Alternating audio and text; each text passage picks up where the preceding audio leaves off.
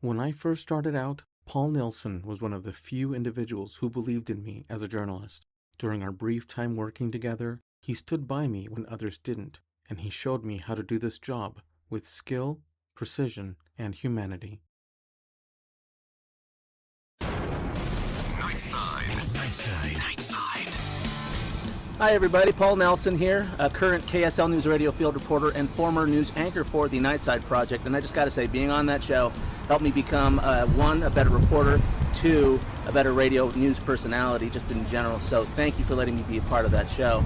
Also, it has been fun to watch the evolution of Ethan and Alex, because I remember the first day we had a terrible soft launch. It was bad. So to see that, to see the evolution of what they became, these very intriguing and entertaining radio personalities, it has been fun to watch. Normally, I don't listen to podcasts that often. I will tune into this one, however, as should all of you.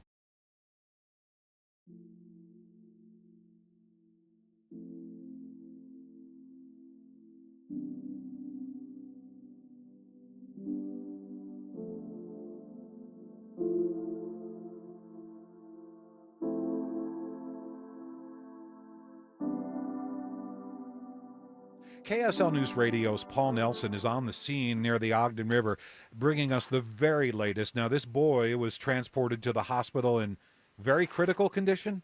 Yeah, extremely critical condition is how they're calling it, and they took him to McCady Hospital. Apart from that, they're not at liberty to tell us exactly what his condition is. However, he was recovered right behind me, right under, it's hard to see, but there is a log where he was found, very small one, and it turns out that there was a man and his daughter. They were walking over a bridge, and they happened to see what looks like a little boy going over one of the falls in the Ogden River. Now, he was apparently missing for 15 minutes. They do not know how long he was in the water for, but right now, officials are just hopeful that he pulls through. But like I said, he's been rushed to the hospital, and they cannot give us an update after that, except for the fact that he was sent there in extremely critical condition. KSL News Radio's Paul Nelson is live at the Salt Lake County Health Department with the story. Paul?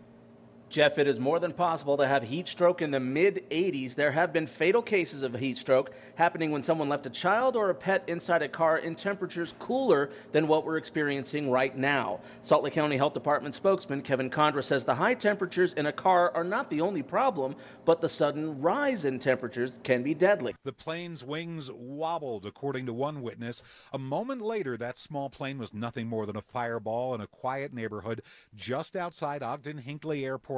This was about 1:30 this afternoon. At this moment, KSL News Radio's Paul Nelson is at the scene of the crash. You arrived shortly afterward.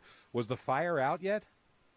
By the time that I got here, the fire was out. I'm going to move this camera around so I can get a better shot of the wreckage, as you can see it on the KSL News Radio app. But yeah, by the time I got here, the fire was out, just a little bit of smoke. And as you can see from this, it appears that the plane right smack dab in the center median. So that is causing some people to kind of speculate whether or not the pilot was trying to land if he possibly knew he had engine trouble. Now, we heard from some people say that they saw the wings wobbling. Other people say that they heard that the engine was not working. So as far as what caused this particular crash, we are nowhere close to having that ready. But it did hit another car. You could see the tow truck is on the scene right now, taking the car that was involved away. But nobody was hurt. That's the very surprising thing from this crash.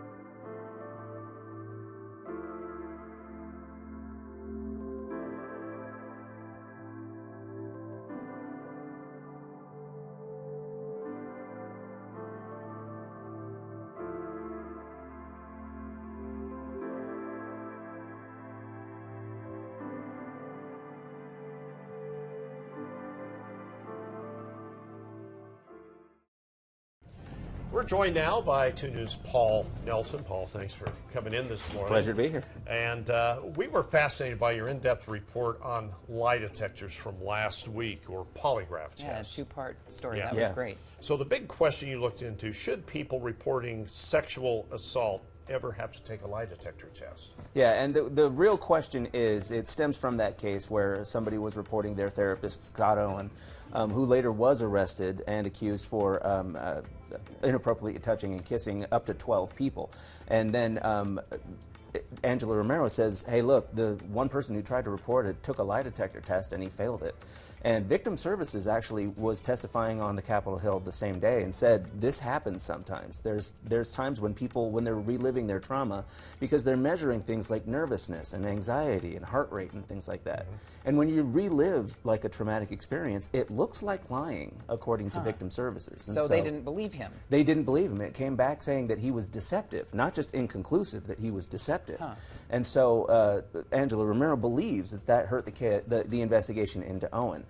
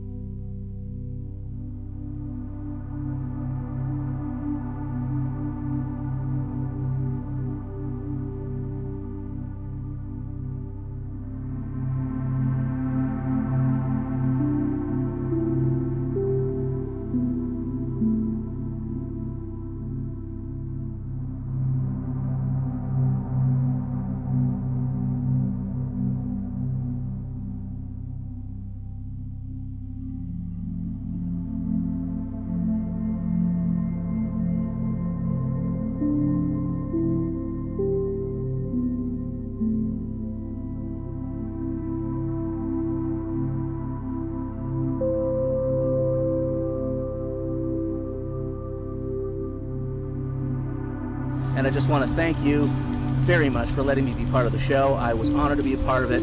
Godspeed to both of you. Thank you.